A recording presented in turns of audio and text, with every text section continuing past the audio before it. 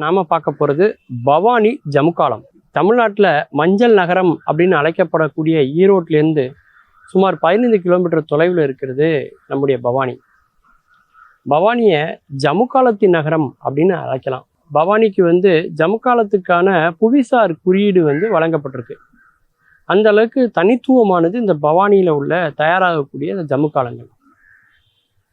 அதாவது மற்ற தறி நெய்யறதுக்கும் இந்த ஜமுக்காலத்தை நெய்யறதுக்கும் ஒரு பெரிய வித்தியாசம் இருக்குது.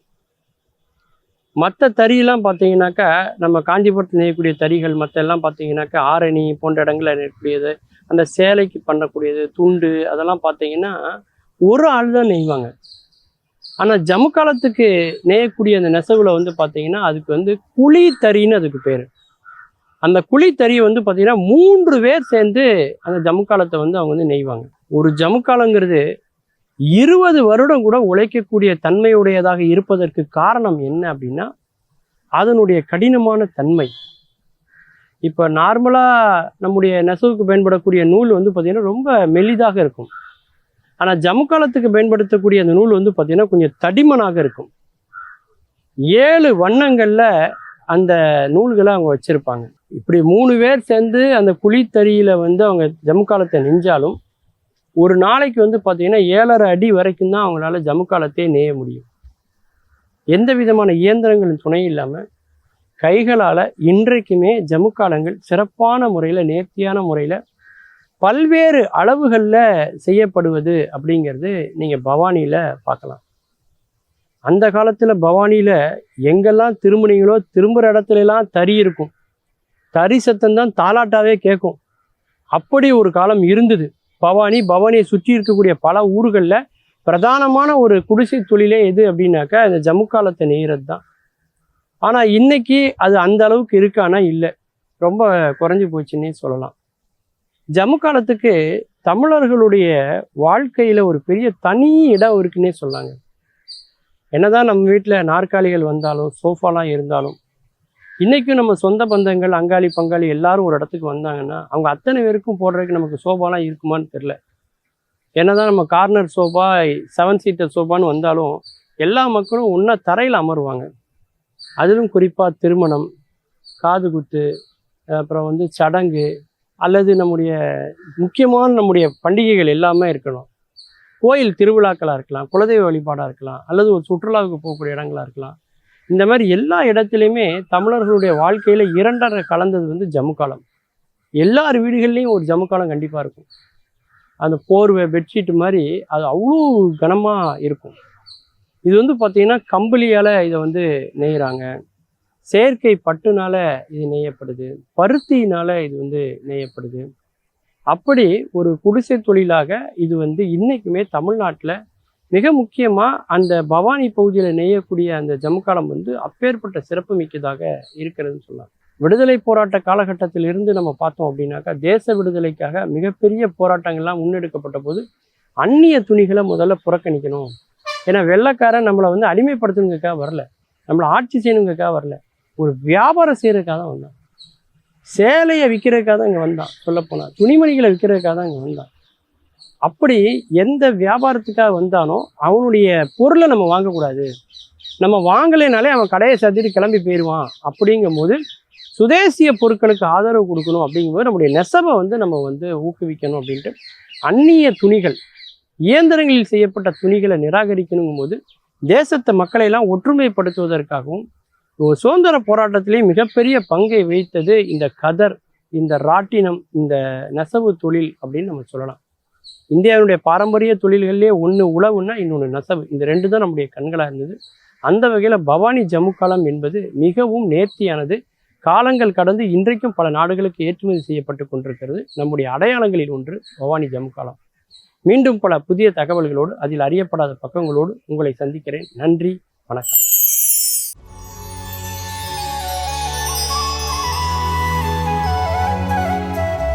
அருமை ஜெயா தொலைக்காட்சி நேயர்கள் அனைவருக்கும் அன்பு வணக்கம். சிரிப்போம் சிந்திப்போம் நிகழ்ச்சியில் உங்களை எல்லாம் சந்திப்பதில் மிக்க மகிழ்ச்சி. நன்றி சொல்கிறது ரொம்ப நல்ல பழக்கம் அப்படின்னு நம்ம கேள்விப்பட்டிருக்கோம். ஏன்னா நன்றி சொல்வது ஒரு மகிழ்ச்சியை வெளிப்படுத்துவது. நன்றி கடப்பாடு உடையவனாக இருக்கிறேன், நீங்கள் செய்த உதவிக்கு நன்றின்னு. அதாவது கிடைத்திருக்கிற காரியங்களை செய்து உதவி செய்து இக்கட்டான நிலைமையில் காப்பாற்றுறவங்களுக்கு நன்றி சொல்கிறது ஒரு பக்கம் இருக்குது. சில பேர்லாம் எதுக்கு எடுத்தாலும் நன்றி சொல்லிக்கிட்டே இருப்பான். சார் உங்கள் பேர் என்னன்னு கேட்டார்னா, தேங்க்ஸ் சார், என் பேர் இது அப்படின்னு பதில் சொல்லுவார். எதுக்கியா பேரை கேட்டதுக்கு எதுக்கியா தேங்க்ஸ் சொல்கிறேன்னா, என் பேரையும் தெரிஞ்சுக்கிறோம்னு ஆசைப்பட்றீங்கள, அதுக்கு ரொம்ப தேங்க்ஸ் சார். இதுக்கு ஒரு கேள்வி கேட்டீங்க பாருங்கள், அதுக்கு ஒரு தேங்க்ஸ் சார் அப்படின்னு எல்லாம் தேங்க்யூ தேங்க்யூ தேங்க்யூ தேங்க்யூன்னு சொல்லிக்கிட்டே இருப்பாங்க. நான் ஒரு நண்பர் ஒருத்தரை பார்த்தேன். அவரை ஒரு கெஸ்ட் ஹவுஸில் தங்க வச்சுருந்தோம். அவர் ரூமை காலி பண்ணிட்டு கிளம்பும்போது இருங்க வந்துடுறேன்ட்டு அந்த கெஸ்ட் ஹவுஸில் இருக்கக்கூடிய கட்டில், கண்ணாடி, பாத்ரூம் எல்லாரையும் பார்த்து கும்பிட்டு உங்களுக்கும் தேங்க்ஸ், உங்களுக்கு தேங்க்ஸ், உங்களுக்கு தேங்க்ஸ்னு பொருள்களை பார்த்து, உயிர் இல்லாத பொருள்களை பார்த்து நன்றி சொல்லிட்டு கிளம்புனார். என்னங்க இது கட்டில், பீரோ, கழிவறை இதுக்கெல்லாம் கண்ணாடி இதுக்கெல்லாம் நன்றி சொல்கிறீங்கன்னு கேட்டால் அவர் சொல்கிறாரு, நேற்று நைட்டு நிம்மதியான தூக்கம் அவங்க தானே கொடுத்தாங்க, என் உயிருக்கு பாதுகாப்பு கொடுத்து என்னை காப்பாற்றி இன்னைக்கு காலையில் கிளம்புற வரைக்கும் அவங்க பார்த்துக்கிட்டாங்கல்ல, அதுக்கு நன்றி, உயிர் இருந்தாலும் இல்லாவட்டு. எவ்வளவு சிறப்பு பாருங்கள். வெளிநாட்டிலலாம் ஒரு விஷயத்தை ஆரம்பிக்கிறதுக்கு முன்னாடியே எக்ஸ்கியூஸ் மீன்னு தான் ஆரம்பிப்பான். இதுக்கு என்ன அர்த்தம்னா, என்னை மன்னிச்சுக்குங்க நான் உங்களை தொந்தரவு பண்ணுறேன்னு. அப்படி பொலைட்டாக ஆரம்பித்தோம்னா நல்லாயிருக்கும். இன்றைக்கி நம்ம சாதாரணமாக ஒரு கோவம் வந்தால் கூட ஹலோ எக்ஸ்கியூஸ் மீ அப்படிங்கிறான். ஏன்னா கோவத்தில் டே உன்னை அடிக்க போகிறேன்டான்றத என்னை மன்னிச்சுக்க அப்படிங்கிற மாதிரி மிரட்டுறது உடனே பேசுகிறான். அது இல்லை. நன்றி தெரிவிப்பது ஒரு நல்ல பழக்கம். அது எல்லாத்துக்கும் தெரிவித்தா மற்றவங்க சிரிப்பாங்க, ஆனால் அதை பற்றி கவலைப்பட தேவையில்லை. நன்றி சொல்லிக்கிட்டே இருப்போம், எல்லாருக்கும் நன்றி சொல்லிக்கிட்டே இருப்போம். அப்படி தான். அதனால தான் கடவுளுக்கு வாழ்த்து சொல்லி நன்றி செய்ய சொன்ன திருவள்ளுவர் அடுத்து வான் சிறப்புன்னு வானத்துக்கு நன்றி சொல்லு, அப்போ தான் மழை பெஞ்சிக்கிட்டே இருக்கும்னு ரெண்டாவது நன்றி கடப்பாடு உடைய விஷயத்துக்கு போவார். ஒரு அம்மா மனைவி, அவங்க கணவர், அவர் தொடர்ந்து ஏதோ ஒரு நோய்க்கு சிகிச்சை எடுத்துக்கிட்டே இருக்கார், மருந்து சாப்பிட்டுக்கிட்டே இருக்கார். கணவர் தொடர்ந்து சாப்பிடணும், அப்படி ஒரு மருந்து சாப்பிட்டுக்கிட்டு இருக்கார். வெளிநாட்டில் நடக்கிறது. திடீர்னு அவருக்கு ஏதோ ட்ரபுள், அந்த உடம்பில் நோயினுடைய தீவிரம் வர ஆரம்பிச்சிருச்சு. உடனே மருத்துவருக்கு ஃபோன் பண்ணி தேங்க்ஸ் டாக்டர்னு ஆரம்பித்து, இந்த மாதிரி என் கணவருக்கு ரொம்ப முடியாமல் இருக்குது, இந்த மாதிரி பண்ணுது, இதுக்கு நான் என்ன பண்ணணும், உடனே கிளினிக் கூப்பிட்டு வரவா இல்லை வேறு ஏதாவது மருந்து மாத்திரை கொடுத்தா பரவாயில்லையா அப்படின்னு. நான் உங்களுக்கு ஒரு சீட் எழுதி கொடுத்துருக்கேன்ல, மருந்து லிஸ்ட்டு, ஆமாம், அதில் இந்த மருந்து பேர் இருக்கா, இருக்குது, அந்த மருந்து உங்கள்கிட்ட இருக்கா, அது இல்லை டாக்டர்னு. போங்க மெடிக்கல் ஷாப்புக்கு போங்க, கடை வீதிக்கு போய் அங்கே போய் அந்த மருந்தை வாங்கிட்டு வந்து கொடுங்க, சரியாக போயிடும். ஆனால் உயிருக்கு போராடுகிற நிலைமையில் தான் இருக்கார், வேகமாக வாங்கிட்டு வந்து இந்த மருந்தை கொடுத்துருங்க அப்படின்னு டாக்டர் ஃபோனில் சொன்னோடனே தேங்க்ஸ் டாக்டர்னு வச்சுட்டாங்க. காரை எடுத்துக்கிட்டு மெடிக்கல் ஷாப்புக்கு போகிறாங்க. அவசரமாக அந்த சீட்டை கொடுத்து அந்த மருந்தை வாங்குகிறாங்க. வாங்கிட்டு திருப்பி காரில் ஏற போனால் கார்லேயே சாவியை வச்சுக்கிட்டு இந்த அம்மா இறங்கி வந்திருக்கு.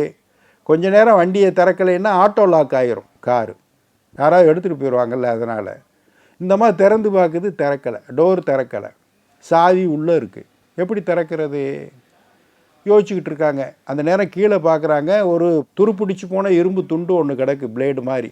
அதை எடுத்து வச்சு திறக்கலாமான்னா நமக்கு அந்த உத்தியெல்லாம் தெரியாது. எப்படி கதவை திறக்கிறது, கம்பியை உள்ளே விட்டு திருகுனா திறக்கும், சினிமாவிலாம் பார்க்குறோம். அது மாதிரி திறக்கலாமான்னா அது நமக்கு அந்த நேக்கு தெரியாமல் எப்படி திறக்கிறது. அப்படியே நின்று கடவுளுக்கு நன்றி சொல்லி அவங்க பிரார்த்தனை பண்ண ஆரம்பித்தாங்க. கடவுளே, என் கணவர் அங்கே உயிருக்கு போராடிக்கிட்டு இருக்காரு, காரை எடுத்துக்கிட்டு மருந்தை கொண்டு போனால் தான் காப்பாற்ற முடியும், இந்த கதவை திறக்கிறதுக்கு ஒரு வழி, ஒரு உதவிக்கு ஒரு ஆள் அனுப்பி வைங்க அப்படின்னு கடவுள்கிட்ட வேண்டுனாங்க. அடுத்த 5வது நிமிஷத்தில் ஒருத்தர் பைக்கில் இறங்கினார், நல்லா தாடி மீசையோட ஜம்முன்னு கேப்பு வெப்பு ஜர்க்கின்லாம் போட்டு எனி ஹெல்ப் அப்படின்னு இறங்கினார். இந்த மாதிரி கார் லாக் ஆயிடுச்சுன்னு அந்த துருப்பிடிச்ச கம்பியை வாங்கினார், அப்படி உள்ளே விட்டு படக்குனார், கதவு திறந்துருச்சு. ரொம்ப தேங்க்ஸுங்க அப்படின்னு அவருக்கு சொல்லிவிட்டு அந்த அம்மா கண்ணை மூடி கடவுளுக்கு நன்றி சொல்லுது. கடவுளே ரொம்ப நன்றி, நான் பிரார்த்தனை பண்ணி கேட்டுக்கிட்டேன், வெரி நைஸ் மேன், நீங்கள் அனுப்புனாள், உடனே திறந்துட்டார், ரொம்ப நல்லவர், ரொம்ப மென்மையானவர்னு அவரை பற்றி புகழ்ந்து கடவுள்கிட்ட சொல்லிக்கிட்டு இருக்காங்க.